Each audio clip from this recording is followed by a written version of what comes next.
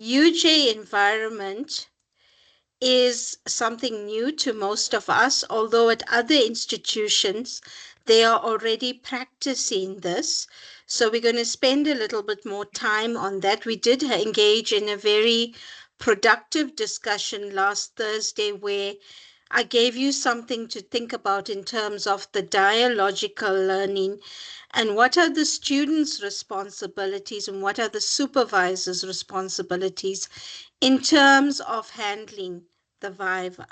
Okay, but we're going to unpack more details regarding the Viva today. So let me just share my screen and my slides with you.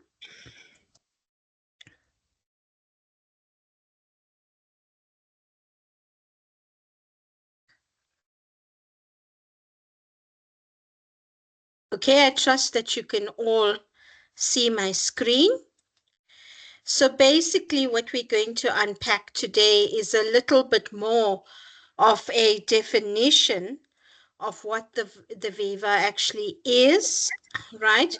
We're going to look at its benefits, its opportunities, the rationale behind it, the outcomes of the Viva and how it can influence the final results. And most of the discussion is also going to be centered around some discussion on how to prepare the student for the Viva.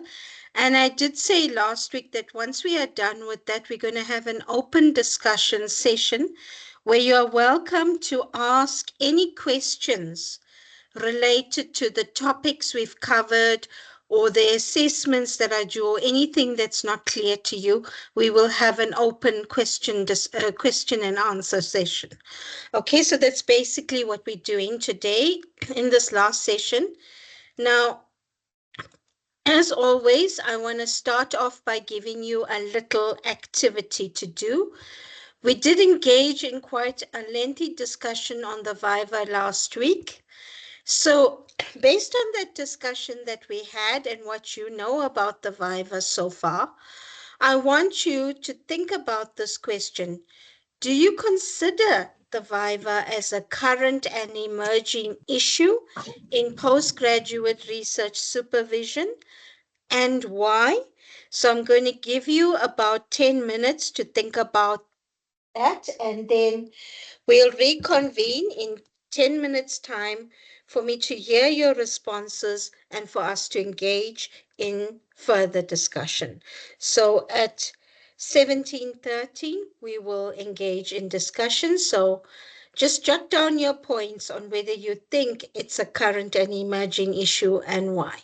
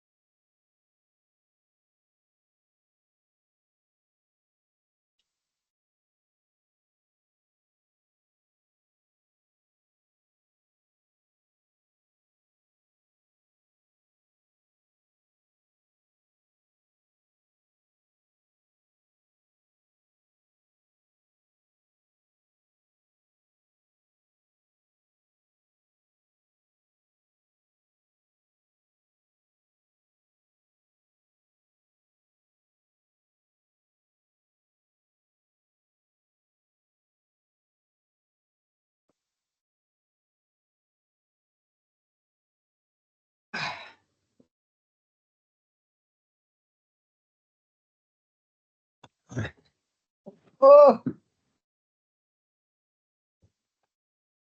Hello?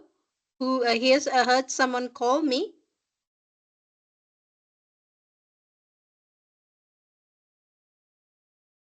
Did anyone try to attract my attention?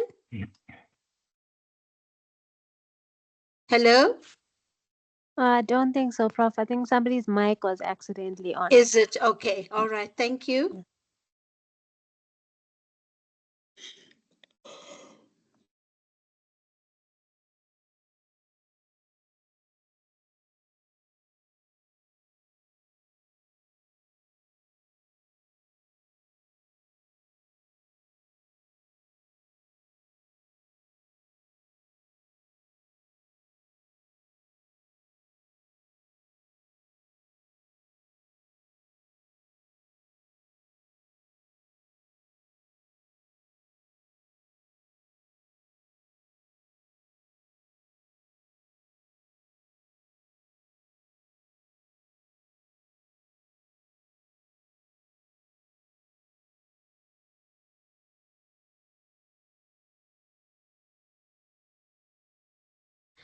Okay, thank you. You've had enough time to engage with that activity. Now, I'd like to hear from you your thoughts. Do you consider the Viva to be a current, an emerging issue, and state why? And those of you who want to type on the chat box, you may do so as well. Okay, Mfundo, go ahead. Thank you, Prof. and the colleagues. First of all, I think that PhD Viva, it is indeed an current emerging issues on issue in postgraduate research supervision. And I stand to be corrected by the colleagues, but I'm going to substantiate or elaborate why am I saying this. First of all, it comes with advantages, and if I was listening attentively, the class discussion that took place last week, we mentioned that it's basically about checking whether this is your work that you have produced and you fully understand your work and its implications. Then the examiners, they use it to clarify points of uncertainty into the research that you have done. So to me, when I was reading that, examiners are running this process to clarify the points of uncertainty. What is not clear to you, it may not, what is unclear to you, it may be clear to me, and that is going to coerce or force people to change a lot of work that they have done just because the individualism is not understanding better what you presented or what you have said. Although that you and your supervisor, for example, you fully understood that and you did proper consultation, and your consultation, the people that you've consulted agreed with you. And also, we know that presenting findings in research, it's basically between the researcher and respondents or participants. So when you get a point of clarity, how you should have done it, how you should presented the findings, changing the way I wrote the findings, I think it's questions to me when I'm thinking, not academically. I think that we are like there's lack of what you call, I don't know how to put it. It's Thursday, English is gone. But okay, yeah, to me, it's like you are questioning the credibility of the work that I have done. So, and also, not everyone is a good speaker, Prof. and colleagues. Not everyone you can be able to speak verbally, have confidence. A lot of people are shy. A lot of people, they've got disability, for example. So I was wondering if all those implications are considered, such as your speech problem and deaf. There are people that are deaf and they will just look at you without responding, and the examiners, I think maybe they will think that, or they will take it as you did not get the question, or you don't understand what you're talking about. There are those people that are not those who cannot articulate when they speak, like me. You'll be beating around the bushes, but you don't know how to put that content in a comprehensive manner. So I'm thinking about those factors, that are they considered. So that's why I am saying that it's an imaging issue. The fact that you have to go back to your research that you have done and you highlight the most important points, time consuming as well, and you have done your work. I think someone's mic is on. Sorry, So Deveshri, can you unmute? Yeah, thank you. so those are the things, main points that I thought, and why I stated that indeed it is a current emerging issues in postgraduate supervision. Okay, thank you for sharing that, Mfundo. I think the important point you brought up there is that not everybody is a good speaker and not everybody has good presentation skills. And this relates back to what Prof. Govender shared with us last week. It's important to keep track of what our students are doing by getting them to present as much as possible. And that way, you get them to improve their presentation skills and you teach them presentation skills as they go along. So yes, it's one thing to identify it as an emerging issue, but how we respond to that as supervisors is another important challenge to us. And we need to be wary of this and accommodate that in our supervision approaches that we take, right? Deveshri, you have something to say?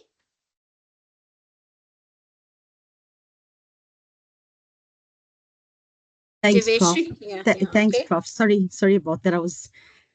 It has been a long day. So, Yeah, sure, no problem. Okay, so we haven't implemented or engaged with Viva at the University of Mpumalanga just yet. So I think it is a current and emerging issue in South Africa. But it has been a long-standing practice in the developed world, where people have orally defended their theses for quite a long period of time. And I know in some institutions it's still being conducted, but as it's being rolled out, I think to all universities, we need to have grips on it. It is an issue we're not prepared for, I think, in terms of the oral defense. You know, and we're going to have to navigate how we actually prepare for it so that we can execute it with success. So for me, the implementation of the Viva is a learning process for both supervisors and students. And to tell you the truth, until we actually come to par with how to actually implement it, I don't see it actually being very successful because we don't have that experience working with it. I believe it has merit in navigating the challenges in terms of technology and the fourth industrial revolution. Right now, with generative AI, you know, students can get these language models to write their PhD theses for them. So the Viva actually allows the student, the PhD candidate, and the supervisor to defend this work and the new knowledge claims, as well as the methodological choices, which I think is a very fair thing to do and be given the opportunity to do. But it also has the potential for me, I think, to make sure that supervisors and their PhD candidates are in a very committed relationship because of the Viva. There are many cases now where many PhDs cannot, go to completion because they are not in a relationship of shared responsibility. Supervisors kind of just leave PhD candidates to their own demises. But the Viva now will kind of solidify that shared responsibility relationship towards the PhD. Thanks, Prof. Okay, thank you, Deveshri. Some of the points you rate relates to what Kenny wrote on the chat box. It is an emerging issue for regions that did not use it before, because I think what is really an issue here is we're moving into the unknown, new territory. We need to have skills. We need to know how to go about doing this, and we need to understand what is the purpose of the Viva so that we can prepare our students adequately. So, I mean, Kenny said in his comment, yes and no, it's an emerging issue for regions that did not use it before, but it is quite established in some regions who have used it for some time. So I tend to agree with that, because anything that is new is an issue. It's a new challenge that we're facing and we're going ahead with. But if we give it some time and if we learn the skills and the tools as to how to go about it, then we can achieve a state where we're comfortable with it and we can go ahead and implement this. It can work provided you're well prepared for it and you know how to mentor and guide your student to adequately prepare for it. Okay, Zamakushle, I'm going to give you a chance to speak. Good afternoon, colleagues. Prof, can I just ask you one question, if you may allow me, or if I can ask it Sure, not a after? problem. Sure, not a problem. Okay, no, I just had one challenge in terms of the activities. So we had to develop like mind maps and so on, but I couldn't upload the the picture together with the writing, so I did them separately. I first uploaded the picture and then I uploaded the writing afterwards. I don't know if that's fine with you. That's okay with me, Zamakushla. And even for the activities on the mind map, if you cannot draw it out on a computer, you can hand draw it and scan it as well. Okay, so it's not hard and fast that you have to use computer software to do it. Okay, so that should be fine. Oh, okay, no, Okay, all right. it's fine. Prof, can Okay, I also comment on today's class? yeah, Even sure. though I came in, I think 5 minutes later, but I got hang of the question and the discussion. So yes, I'm also like the colleagues, Fundo and Diveshri, we have discussed some of the challenges that they're seeing. Particularly with regards to what Fundo has shared in terms of the speech and standing in front to talk, because what I imagine in my mind can be difficult to articulate with my mouth. So, what can be my thoughts in my head can be difficult to be in constructive alignment with what I'm saying in my mouth. So, I definitely agree with Umfundo. But I think one of the challenges as well, as you said, we're venturing into the unknown, is that we tend to duplicate, emulate, and then disseminate without a prior preparation for new practice, of which I think is going to be largely a problem for both students and supervisors, because we need to have the necessary training, especially if we are doing these online, as we are doing in our class. Some of us grapple with using Microsoft Teams, understanding the software resources, and so on. So those things will bring in massive delays, massive anxieties, massive difficulties for the students and the supervisors who are unfamiliar with the hardware and the software resources. But more for me, more concerning for me, is that, under these online environments, we also have to consider that our students and our supervisors come from dynamic social backgrounds with different dispositions, right? So Mhm. there can also be a digital divide in terms of the supervisors and the students' access to to these environments for learning purposes, and also there are prohibitive data costs, and there's some data budgets that need to be considered by the institutions in terms of purchase for the technology, the expensive infrastructure, and consider the unreliable connectivity in terms of Wi-Fi and so on. So I think there's a whole host of challenges that need to be considered before implementation. So we can't just start from saying that, okay, we think that what the developed worlds are doing, then we also want to duplicate, emulate, and then disseminate without prior preparations for this new practice. Thank you. Mm. All right. Thank you, Zama Kushla, for bringing that up. I think you've raised a valid point there because yes, if you're going to particularly schedule a Viva in a hybrid format, and by hybrid format I mean there's going to be a physical audience and an online audience, then you've got to have the right kind of software tools. Now, fortunately, in our department, we've got a special video conferencing room that's been set up for our MSc nanoscience student. So this wasn't such a big issue, but also you've got to have the technical expertise, and that's where we rely on our AVU guys and our in-house departmental guys who are technical experts. But what you're saying is correct because in the last Viva that we had in our department, even with all the sophisticated technology we had, we encountered an issue where something just went wrong and we couldn't connect. And so these technological challenges can also make it an emerging issue. We got to be well equipped to go ahead with this. Okay. Deveshri, you want to say something further? Thanks, Prof.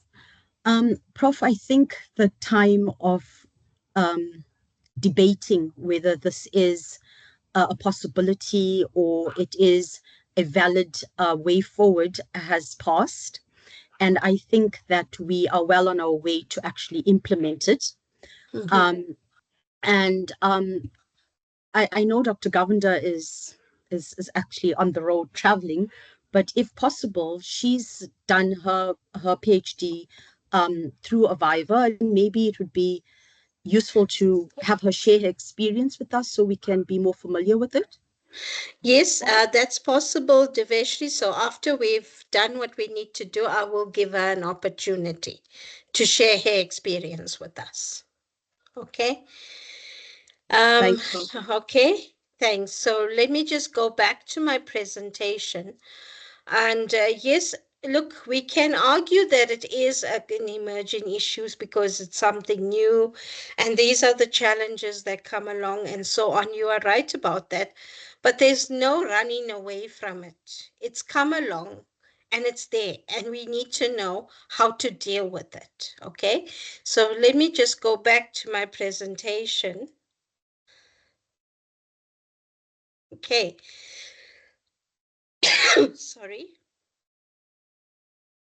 So we need to, now that we know it's here and it's not going to go away, we need to have all the facts and all our ducks in a row about what the Viva is and why it's so important. So basically, it's giving your PhD student an opportunity to verbally interact with the examiners. Now, from the examiner's point of view, they are only getting a written document to examine. That's what's happened until now, until we've decided to implement the Viva, right? But now here's a platform that enables the student to verbally engage and explain himself to the examiners. Now, yes, I agree the student may not be good at speaking, but this is where we as supervisors need to play a role. We've identified it as an emerging issue. Sorry. Now, the way in which we guide PhD students changes. From the outset, the student has to be aware that partial fulfillment of attaining that degree is he or she needs to present the thesis verbally to the examiners, and we need to start preparing the student for that right from the start. So even if we do it in small snippets and say, I think the very first stages of planning the research where you engage them in proposal writing and even in that proposal defense, start preparing them for the viva. Ask questions on the proposal and the validity of the project that get them thinking on their feet so that they are able to address these challenges as they go through. So it's an opportunity for the student to engage with the examiner and justify why they've undertaken the study. So the first part, the proposal and getting the justification right, is an important step towards that final viva. Now, the viva itself is normally scheduled 2 weeks after the examiner's reports are in, right? So you have 2 weeks in which to look at the examiner's reports, see what were the points that the examiner raised and address it with the student. And in fact, it's a good idea for the student to work through the examiner's comments, do the corrections, prepare the response to examiner, like you do prepare the response to reviewers when you get your papers back with feedback from the reviewers. Do the same, because that's also a step towards preparing the student for that final viva. And one thing I maintain is we must not see this in a negative light. We must see it as an opportunity to showcase and celebrate the highlights of your work. So yes, this may be new. Yes, we may be facing certain challenges, and not all of us are good speakers. But if you see this, you need to see this in the correct light. Let's not approach it with negativity. Let's approach it in a positive sense. And let's say, this is where I get to sell my PhD study and to show everyone all the hard work I've done in the past 3 to 4 years, right? So I think the attitude with which we approach it is also going to be important. Okay, now I confess that I stole these slides from my department, but with permission, of course, for us to understand the whole objective behind the Viva. I think some of us do already, but just for the benefit of those of us who are novices and really want to understand where it came from. So this is a requirement that has been stipulated by the Council for Higher Education. A while back, the Council for Higher Education did conduct a PhD review at UJ, and it was indicated that it's important to actually implement the Viva. And basically, the Viva is meant to show that the candidate has achieved a sense of independence and competency in the specific study field. So the candidate there is there on the platform to show what he's done, what work he's done, the fact that he was able to engage in some independent thinking, and he does have competency in that. And we supervisors need to be aware of that, so that we can encourage the student to develop that sense of independence and competency as he goes through that whole process of working towards his PhD degree. right? And we did discuss this to some extent last week. It's the whole process of mentoring and guiding the student. It's taking the students to different stages of dependency. Initially, he or she may be dependent. Then gradually they become interdependent. And at the end of it all, they must be completely independent. So you need to bear in mind that when you're training a PhD candidate, that student at the end of the study has to become a student that can think and work independently on his feet. And with that objective in mind, you then now need to prepare the student for that final Viva presentation. It's also important in terms of giving the student to show an opportunity to show an in-depth understanding of the research. So it's not just a question of I did the research and these are the results that I got. It's about why did you use that technique? What was your rationale behind it? What sort of results were you hoping to see, and how does it help you attain that bigger picture or that problem that you're trying to solve? So you got to guide the student along the process so that he or she is made aware that they need to have an in-depth study, understanding of what they're doing. And this happens in every step, the proposal writing, the experimental results, the interpretation of the experimental results, the writing of the papers, the writing of the final thesis, and the presentation that they prepare for the Viva. It also needs to demonstrate that the student has a broad knowledge of the field of research. So examiners look for things like, has the student appropriately engaged with the literature? Does the student understand this area of research and what other workers have done and how his particular study is making a new contribution to this? So that evidence has to come across when the student is presenting the Viva, right? And also it's got to show a sense of independent ownership. Yes, fair enough. As a supervisor, you're guiding the student through the process, but it has to be the student's own work.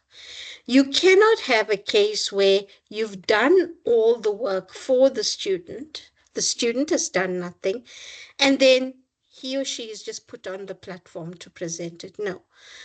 Every stage of the PhD study is independent ownership. The student has to do the work, come to you with the results, get the guidance he or she needs. So at the end of the day, he or she understands and learns. So it's not just a matter of 5 minutes before the Viva or even a day or two before the Viva, you prepare the student. You got to do it well in advance. And now that we are aware that we're embarking with this journey, it has to start on the first day that you engage with the student as your PhD students. You make him or her aware, listen, we are working towards that final hurdle, that Viva. So in every step that you interact with the student, he or she needs to be prepared for that Viva.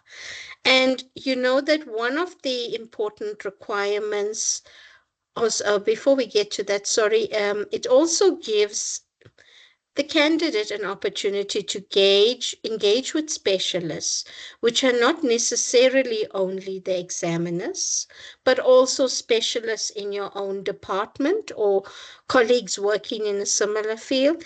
And it does open avenues for collaboration to some extent. And if we remember what we discussed about the difference between the master's and the PhD qualification last semester, or when you did the SLP in postgraduate supervision, we did say what distinguishes a master's from a doctorate is a doctorate has to be original contribution. It has to bring new knowledge to a specific field.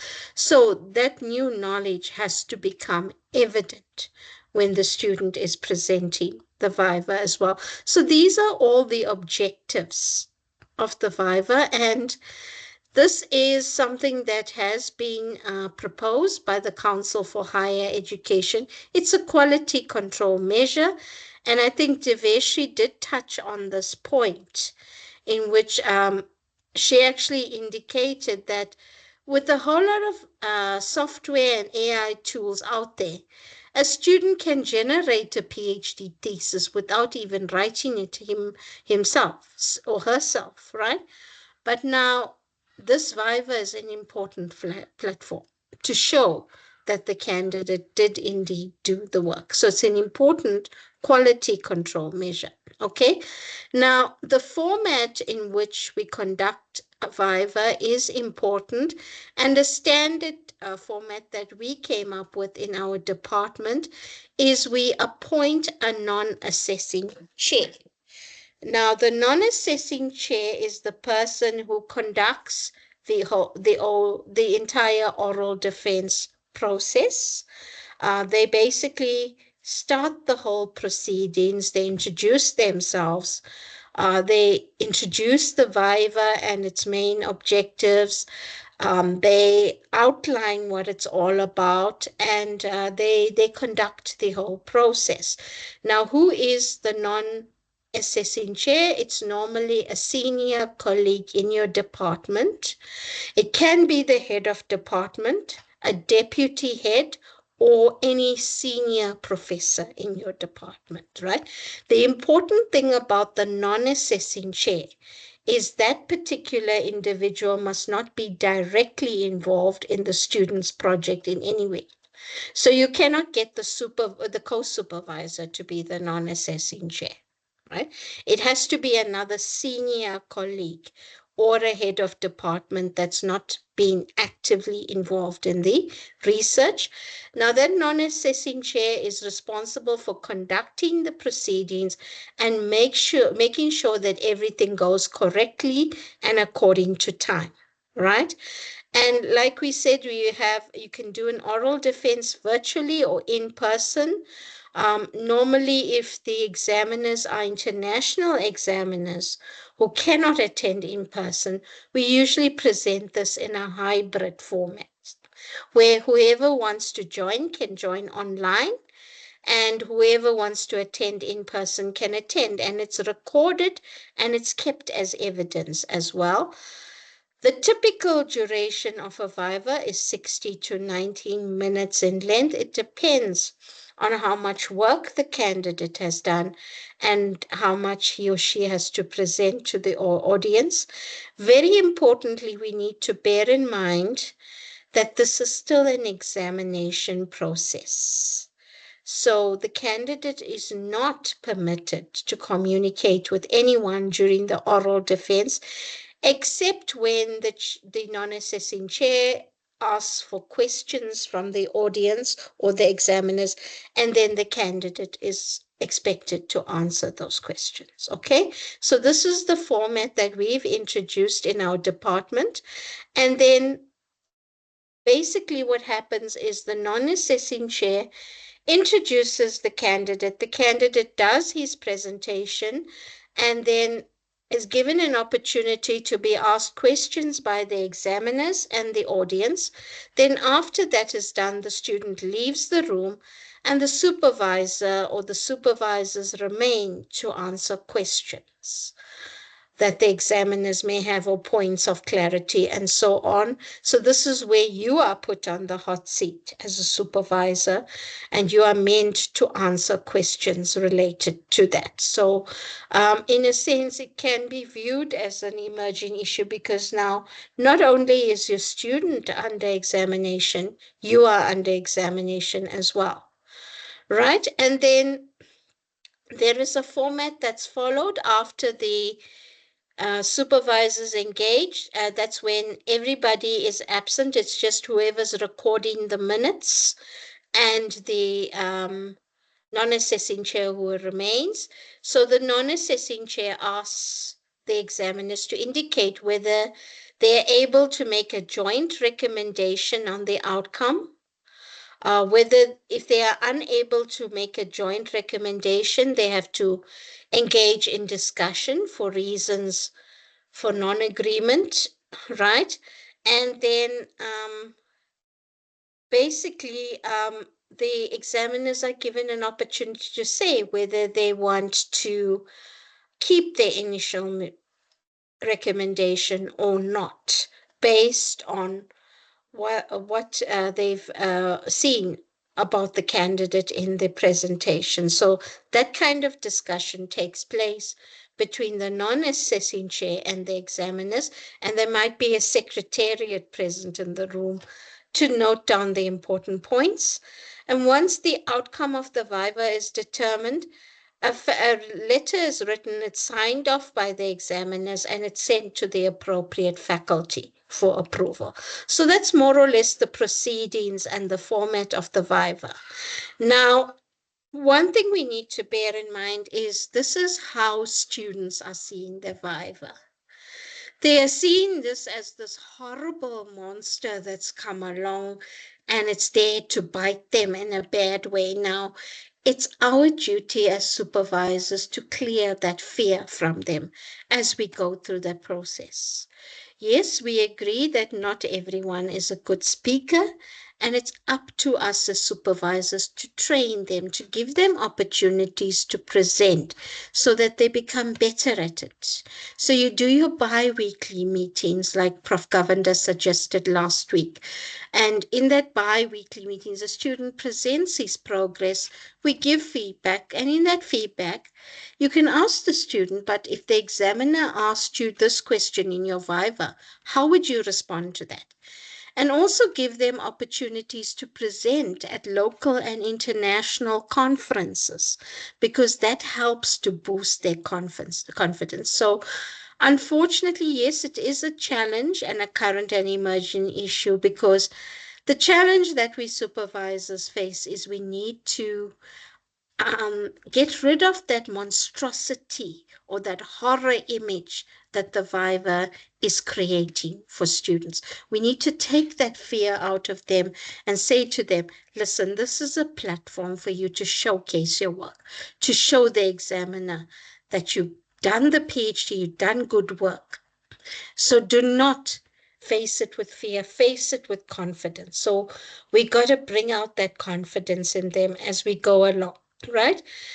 The rationale, or we did go to the objective, so that's essentially repeating what I said earlier.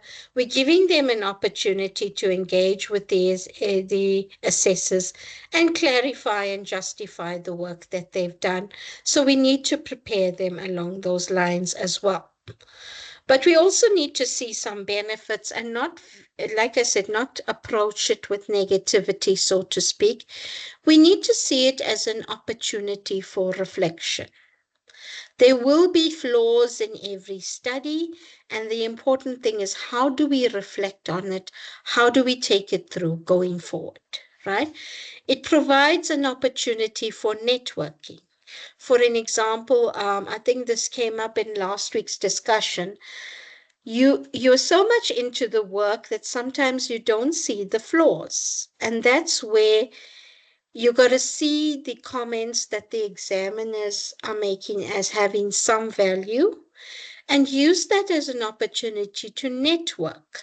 And this goes hand in hand with growth and future research perspective. So you may have a PhD candidate that wants to take forward his work for postdoc. So that networking with the examiners, interacting with the examiners, now provides that opportunity for him to think and plan his projects a little bit more carefully for postdocs. The red flag and the real challenge that many consider to be concerning the vivas is it also gives examiners an opportunity to change the assessment outcome. And that's where we've got to be very, very careful about how we do things and how we prepare our students. Under no circumstances should we give the examiner an opportunity to change the assessment outcome. So the student really needs to be well prepared here. And I know Prof. Govender did raise the question last week. What can cause a student to fail a Viva is when the student is totally unprepared. That would be my obvious answer, because if you've done the work right from the outset and prepared appropriately, you should not give the examiner any reason to change the assessment outcome. And this is where having the mock presentations, which we spoke about last week, does come into play here. Kenny, you raised your hand. Go ahead. Thank you, Prof. So I just wanted to check something. Maybe you mentioned it, sorry. I wanted to check, is it possible for someone who has failed already, the comments from the examiners indicate that the person has failed, do they still go for the Viva, or it's only, I'm saying that because perhaps the examiners can then change their assessment outcome given the response, that the oral response after the comments from the examiners. Thank you. Okay. Yes, I think that's now the reverse to what I've just discussed. Yes, an examiner can read a thesis and want to totally reject it. But if given an opportunity to engage with the candidate orally, the examiner may realize, okay, maybe I overlooked certain things while assessing the thesis, so maybe I need to have a change of heart. So yes, it can work in the candidate's favor in that way. So it can work both ways. An examiner can pass your thesis based on the written document, and then after listening to you speak, hey, I realize, hang on, this guy doesn't know what he's talking about. I'm not convinced that it's his PhD, so let me fail him. On the other hand, an examiner may judge the student on the basis of the written thesis and say, this thesis cannot go out there. But once he or she engages with the student in the Viva, he realizes, okay, maybe then, I was a little bit too harsh. I'm happy for the student to get the qualification. So it can work that way. Thus far, I'm not aware of any such cases because we've not had any in our department. It's been straightforward. Whatever appeared on the examiner's report is the same outcome, but you can get these rare cases. So thank you for asking that question, Kenny. Yes, it can change in the candidate's favor as well.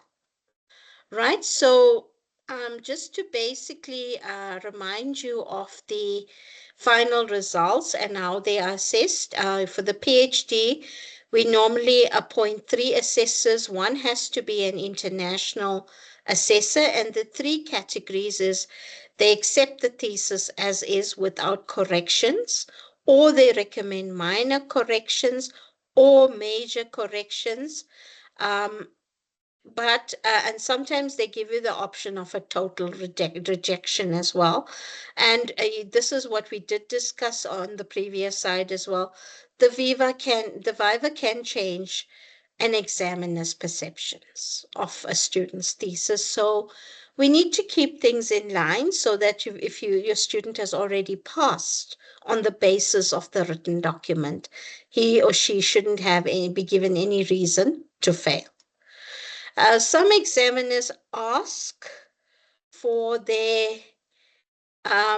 written, basically they ask for a resubmission, and the resubmission needs to take place before you have the Viva as well, right? Because in the resubmission, you get to address all the students' comments. Sorry, some parts of my slide are cut out so you can't see it. I think it says except in that first column. That's where the Viva supports the recommendations, and then we just await the approval and the graduation of the student. If it's minor corrections and the Viva supports the recommendations, the student has to engage in the minor corrections before. I would recommend this get done before the Viva, and then there's still no reason why the student can't graduate. If all 3 assessors stick to their initial recommendation on major corrections, that's where the student needs to make major changes.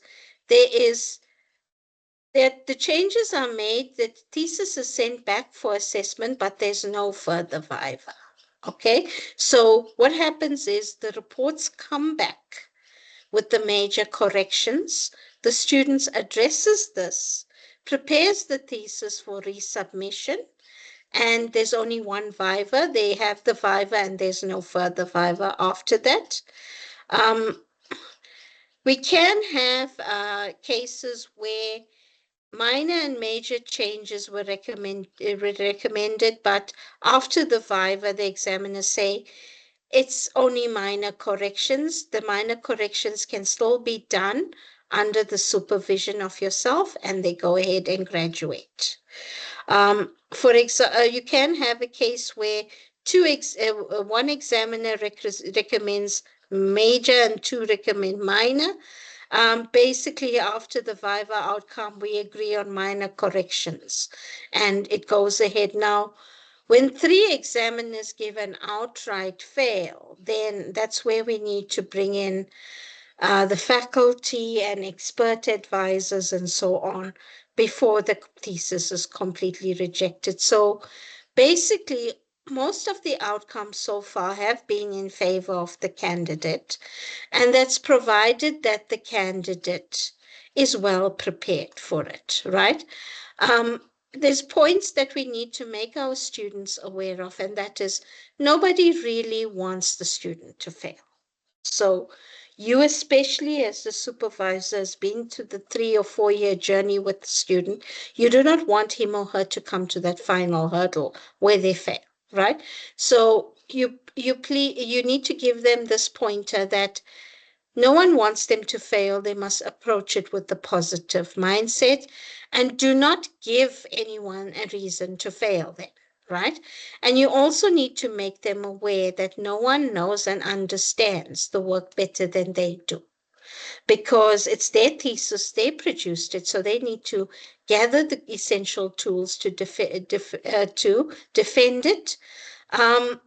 You're looking for progression and further development. So if the examiners point out anything to them that they didn't look at, thank the examiner. Say, thank you for bringing that to my attention.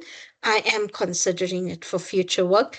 And they must be able to be taught the skill of how to treat the examiner's comments as constructive criticism as well, right? So preparing for the viva is the important challenge now that we as supervisors and the students face. So it's important to prepare in advance. Now that we know it's coming on board in most institutions, we got to have that mock viva in every step. We got to bear the viva in mind in every step of the PhD journey. It's important to study the narrative reports of the examiners for possible questions that they can answer. And students and yourself need to bear in mind, no study is perfect. There will be weaknesses. We need to acknowledge the weaknesses and how we're going to address it in future work. We got to justify the originality of the work, because that is what really defines a PhD. And like I said last week, when your students prepare the presentation for the viva, encourage them to have a statement of novelty slide. In that way, they are able to justify how their work is making an original contribution to that particular field. Prepare them for future orientated questions. Pretend to be the examiner in your mock vivas. Tell them to imagine you the examiner and ask them those questions. And you must encourage the student to be honest. Do not waffle away from a valid point that the examiner has pointed out. Say, yes, that's a very valid point. I do agree with you. I acknowledge I did not think about it, but I am going to address that. And do not encourage them to be nervous or anxious, because That's when they show that they're not confident about the work. Try and engage or instill some confidence in them as you try to prepare them. Okay, so that's just a few pointers that I've shared with you based on the discussions that we have. I will take questions now on the Viva, and after I've had the questions, we will have an open-ended question answer session on this short learning program in general. So Deveshri, go ahead. Thanks, Prof. My question centers Yes. around the panel for the Viva. So the examiners who looked at the written thesis will be invited to this meeting, and there will be experts from the institution. I mean, I'm thinking about who comprises the members of the panel. Thanks, Prof. Okay.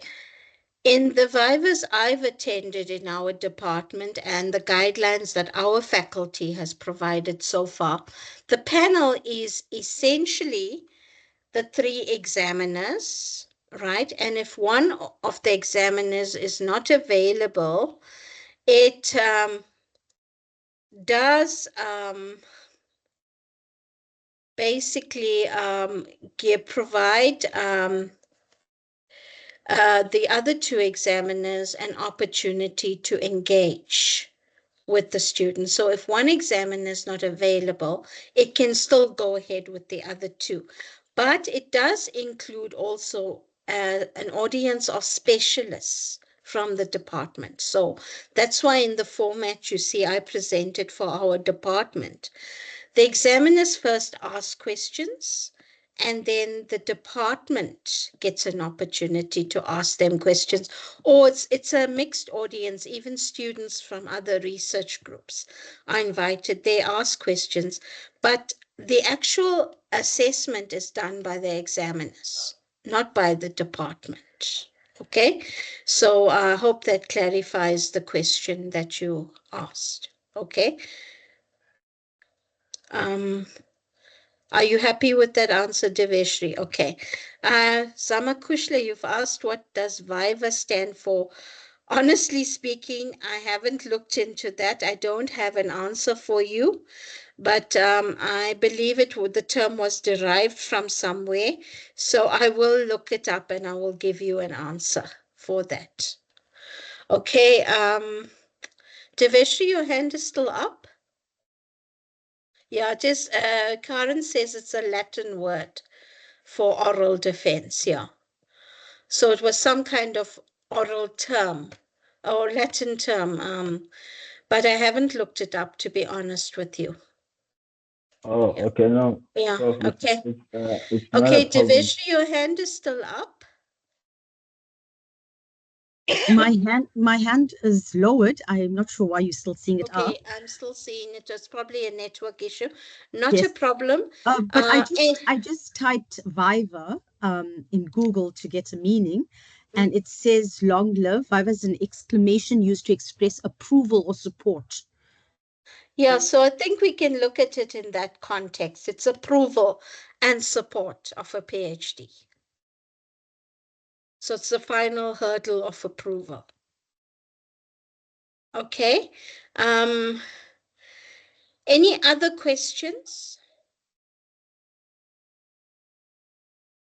Okay, we've been going on for an hour and 5 minutes. Let's have a 5-minute break and reconvene at 10 past 6.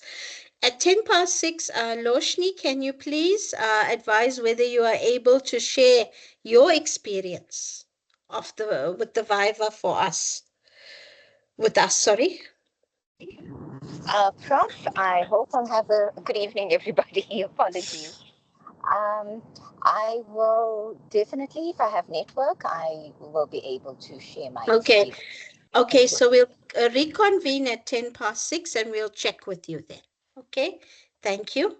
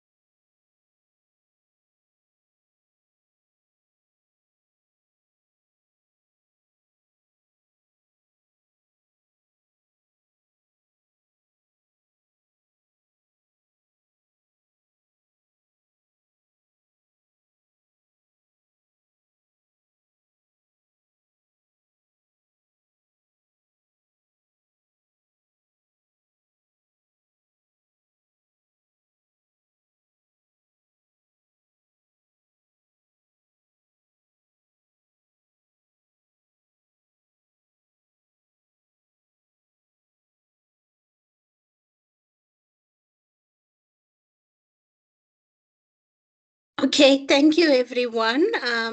Loshni, are you still with us? Can I give you some time to share your experience of the Viva with us?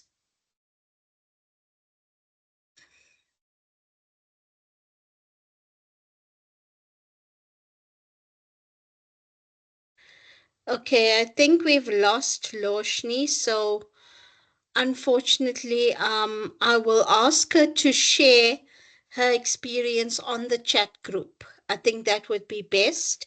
So I will do that. And then any other questions that you have concerning the Viva, preparing students for it, how we adapt our supervision approaches and so on? Because really the main essence of this short learning program is to identify the issues and how we address those issues and how we adapt our supervision practices to accommodate that. So if there's anything you're not clear about and would like to ask, please go ahead. Yes, Deveshri? Thanks, Prof. Prof, I think again, the focus is on the implementation. We need to have workshops and training and I think your institution or department is doing quite well to have these short learning courses, but I think as the bigger rollout happens, we do need to be trained well enough to engage with it. As supervisors, possible examiners in the future as well. And I think a lot of emphasis has to be placed on how we develop our mentorship skills, more specifically to prepare our students for the Viva. Thanks, Prof. Okay, I think Chandra and the RCD team have noted that, and I'm sure they will be organizing future workshops in time to come. The truth is, at UJ in particular, this Viva is something that's completely new. So yes, it's something that we learn by experience as well. Okay, any other questions, comments, or suggestions about this?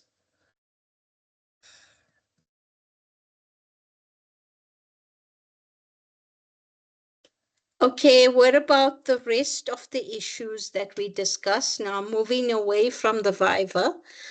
Any other questions that you have concerning the topics that we've discussed, the assessments that you need to prepare for or and submit, or anything else that you want to ask, anything that's not clear to you?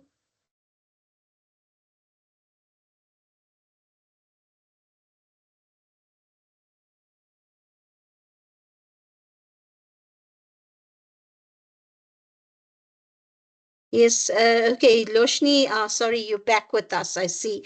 You want to go ahead and share your experience with us?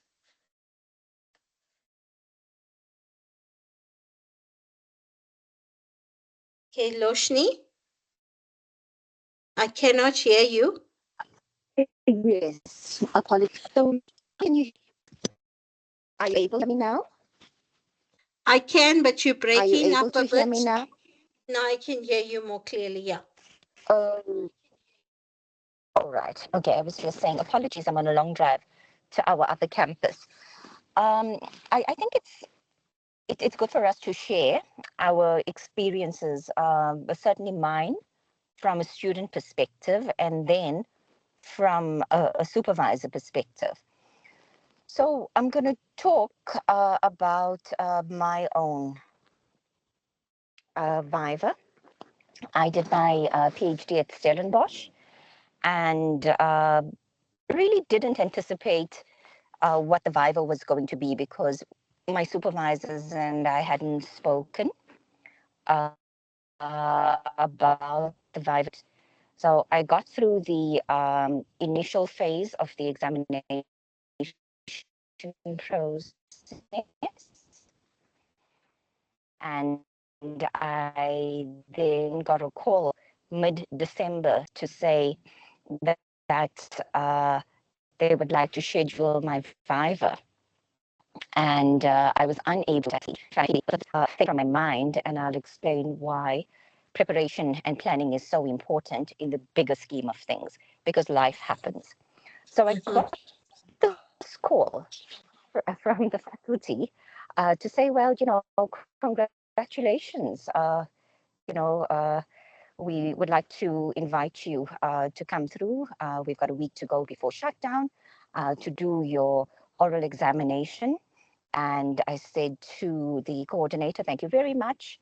I'm in no state or space to even consider doing my Viva because my daughter is in a coma.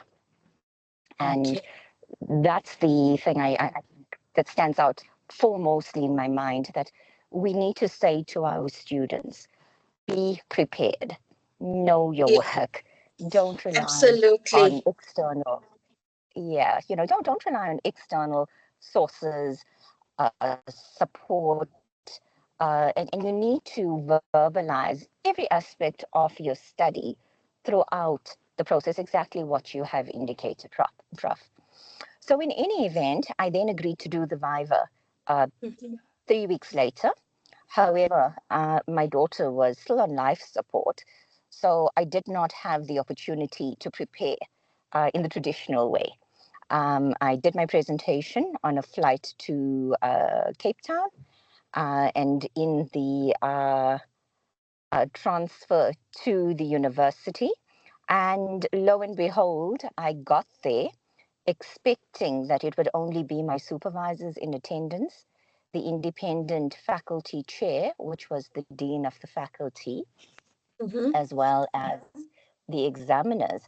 But as Stellenbosch University would have it, they invited all the academics in the discipline to come and observe and ask questions as well.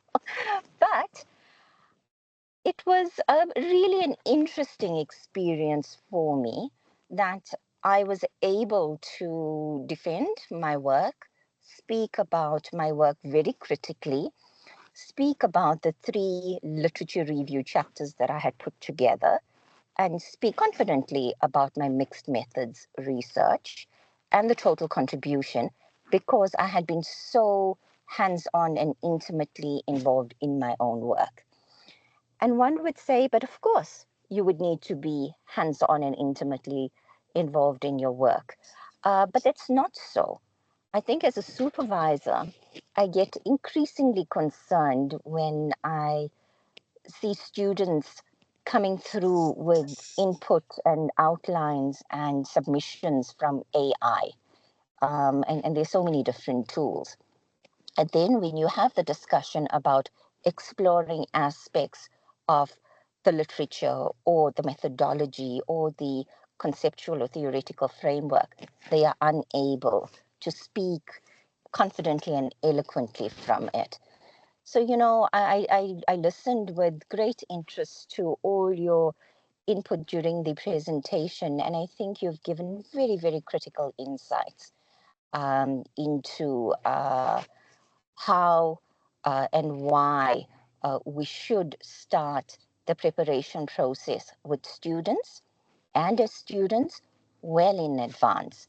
And, it's not about being eloquent or being eloquent as a speaker, because I think there are many ways in which we can use methods to overcome our nervousness or share points and tips about verbalizing our thoughts. But the message ultimately needs to go about, is it your own work? Is it authentic? Does it produce the kind of output and new knowledge creation that is required? Can you speak confidently about the different aspects about it and the criticality and the analysis of the work? So thank you so much, Prof. I think that's just my 2 cents worth. Thank you, Loshni. I mean, really, you've given us a student's perspective. And yes, you were taken aback. You dealt with it under difficult circumstances. I mean, having your child in a coma could not have been easy to deal with either, over and above having an examination. But I think you really, really handled it well, considering the fact that you were not prepared for it right at the outset. So it is possible, it is attainable, provided that you know your work and you intimately engage with the work. So you're not doing the PhD for the sake of doing it. You are honestly doing the work. You're sharing with everyone what you've done, right? And yes, it's very important to be confident. Yes, there will be one or two things that you may not have considered, but acknowledge it. Treat the examiners with respect and say, thank you for bringing that to my attention. I honestly did not think about it, but yes, going forward, we are going to do this. And remember, future development is important as well, because you will get PhDs who want to continue with research and postdoc. And so this equips them with those tools. So thank you very much, Loshni. I appreciate you driving at the moment. So, and I actually get scared when someone is driving and talking at the same time. But yeah, so thank you for amidst the difficult situation that you are in, for sharing that with us. Does anyone have any other questions or comments or anything they'd like to say?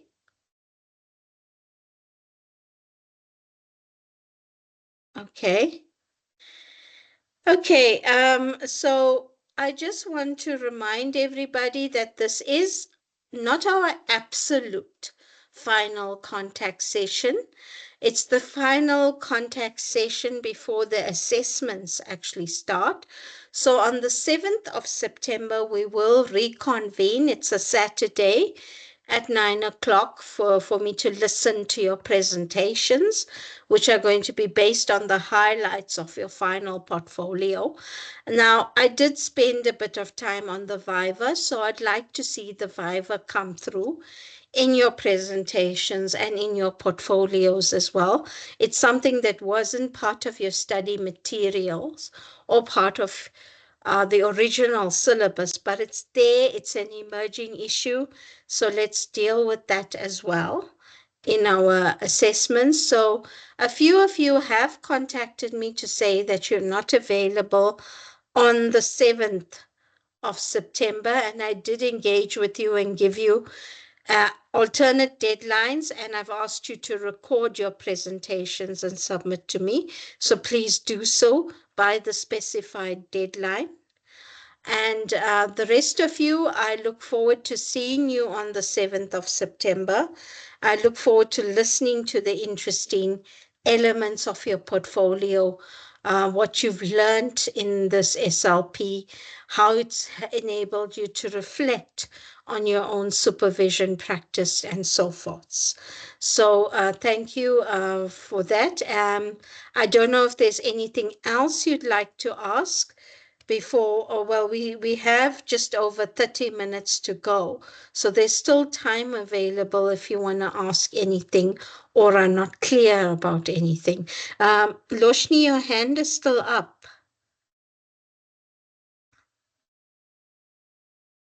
Okay, I think, Apologies. I'm going okay, to sorry, lower it. no problem. No problem, okay. All right, I just thought there may have been something else you may have wanted to ask. Anything else from the audience? Okay, yes, Jackie, go ahead. Good afternoon, everybody. My concern is time. I didn't, maybe you mentioned it, I didn't hear that. How long are you awarded time to present? Okay, Prof? it's 20 minutes. It's 15 minutes for the actual presentation and 5 minutes for questions. Right? Thank you so much. Okay, Yes, so thank you. ideally you want to present the highlights of your portfolio. You don't want to go into too much detail, but you only have 15 minutes. So bring out the highlights, and remember, the portfolio has to show your understanding of all the concepts discussed in units 1 to 3. And what you see as the emerging issues, reflection on the activities and so on. I did give you an example of the portfolio that scored the highest mark last year. So that will guide you as well in terms of what goes into a good portfolio. Okay. Any other questions?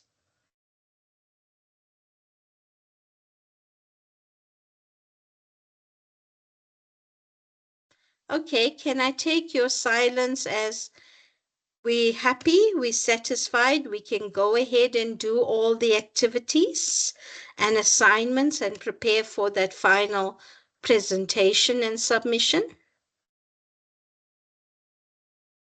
Yes, Prof. Okay, thank you. Does everyone else feel the same? Yes, I'm getting the thumbs up. Okay, all right. So thank you very much, everyone. You do have my email address. If you do have any challenges and wish to contact me, or if you just want to ask a question about one of the activities or the assessments that you need to submit.